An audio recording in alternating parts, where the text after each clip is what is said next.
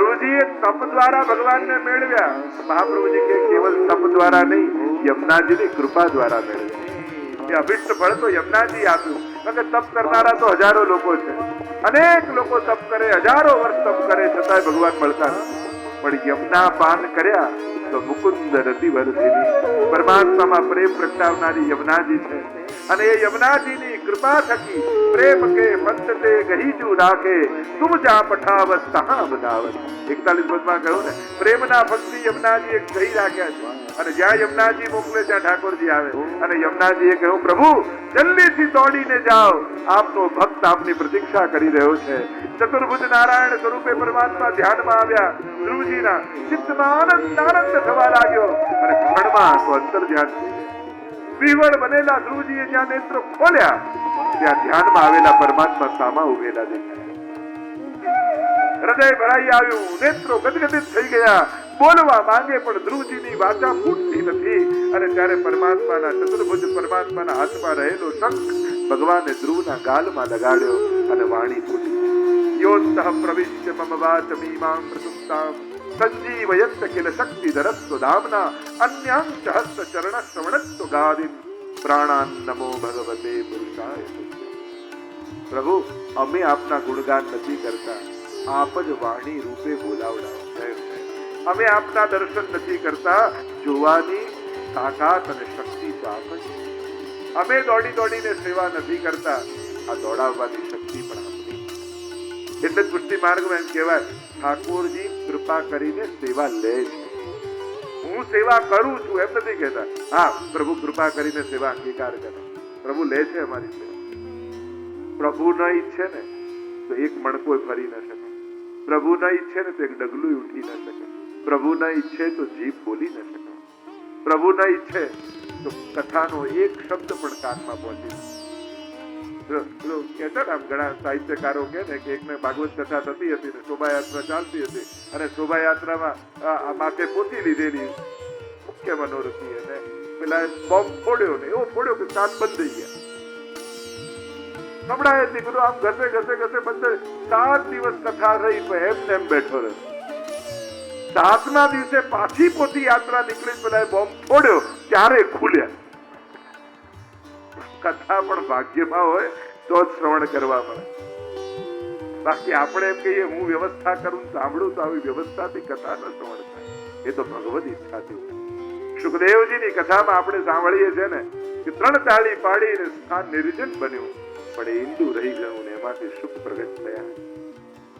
અરે પહેલો શબ્દ કથાનો ભાગવતનો પડે. મનમાં વિચાર કરે સુખદેવજી, લોકો જીવનના અંત સમયમાં સાંભળે અને મેં તો જીવનની પહેલી જન્મતાની સાથે જીવનની પહેલી ક્ષણમાં કથા મને મળી. પહેલો શબ્દ કથાનો મારા કાનમાં પડ્યો. મારા જેવો ભાગ્યશાળી બીજો કોણ? જન્મતાની સાથે મુક્તિ, મરણની સાથે મુક્તિ નથી સુખદેવજી, જીવનની સાથે મુક્તિ. તમે કથાનો શબ્દ પહેલો પડ્યો. આ ભગવત કથાનો પ્રભાવ. ભગવાનની આ દિવ્ય કથા એની કૃપા સિવાય શ્રવણ કરવાનો લાભ લઈ શકાતો નથી. દરેક વસ્તુમાં વ્યવસ્થા કે કેવલ આપણે ગોઠવી દીધું એટલે થઈ ગયું એવું નથી હોતું. એની ઈચ્છા હતી એટલે ગોઠવાય. અહીંયા ભગવત કથા કહ્યું કે પ્રભુ આપ કૃપા કરો તો અમે સેવા કરીએ. સ્તુતિ કરતા કરતા ધ્રુવજીએ કહ્યું, મને કોઈ ભગવતીનો સંગ આપજો, જેના સંગથી આપની સત્સંગ કરતા કરતા હું પાર ઉતરી જાઉં. કૃપા કરી છે પ્રભુએ, ધ્રુવ લોક આપ્યું. ધ્રુવજી પર કૃપા થઈ. આગળ અનેકવિધ કથાઓ આવી. જ્યારે ધ્રુવજી તપ કરવા ગયા, ગંગાજી અવાજ કરીને વહેતા હતા અને ત્યાંથી શાંત થઈને વહ્યા. મૃત્યુના માથે પગ મૂકીને ધ્રુવલોક પ્રાપ્ત થયું છે. ધ્રુવજીના અંગ થયા, અંગના વેન થયા.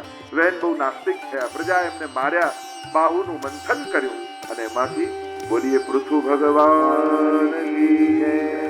પૃથુ ભગવાનનું પ્રાગટ્ય છે. કહેવાય છે કે પૃથ્વી શબ્દ પૃથુ રાજા પરથી આવે, કારણ કે આ સમસ્ત માનવ જાતિ સુવ્યવસ્થિત કરવાનું કાર્ય પૃથુ રાજાએ કર્યું. ગમે ત્યાં રહેતા હતા, એમને નગર રચના, ગામની રચના એમને બનાવી. ખેતી કેમ કરવી, અનાજ કેમ પકવવું, એ પૃથુ ભગવાને શીખવાડ્યું. ખદાનોમાંથી ખનીજો કેમ કાઢવા એ પૃથુ ભગવાને શીખવાડ્યું. આખી માનવ જાતિને સુવ્યવસ્થિત કરવાનો શ્રેય પૃથુ રાજા, શ્રેષ્ઠ રાજા થયા. સમય થયો, રાજપાટ ત્યાગી અને વનમાં જઈને તપ કર્યું.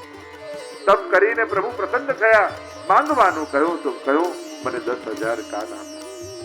આપની કથા એવી અનંત છે કે આ 2 કાનથી સાંભળું છું તો તૃપ્તિ થતી નથી. મારા રૂવાડે રૂવાડે કર્ણેન્દ્રિયો લાગી જાય, જેથી આપની કથાના હું રસપાન કરી. એમ પણ જ્યારે દર્શન કરતા હોઈએ ને ઠાકોરજીના, તેવો ભાવ રાખો, મારા રોમ રોમમાં આંખો લાગી જાય તો શ્રીજીના દર્શન કરવાનો કેવો આનંદ, એવો તાપ ભાવ કરે. કથા સાંભળો ત્યારે એમ કરું કે મારા રૂવાડે રૂવાડે કાન ઉગી જાય, તો પ્રભુની કથા સાંભળવાનો કેવો આનંદ આવે. પ્રભુના ગુણગાન કરતા હો ત્યારે એવો ભાવ કરો, મારું રોમ રોમમાં જીવવા લાગી જાય તો પ્રભુના ગુણગાન. તો કે સહસ્ત્ર રસના ક્યો ન દઈ વિધાતા, ગુણ અપાર મુખ એક કહાનો બરદી. કારણ કે આપના ગુણો તો અનંત છે અને જીવવા એક.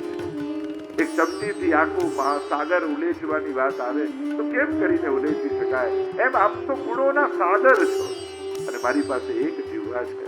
કેમ આપના ગુણગાન કરીશ? હું અસમર્થ છું, આપ સર્વ સમર્થ છો. આમ પૃથુ રાજાએ યાચના કરી છે.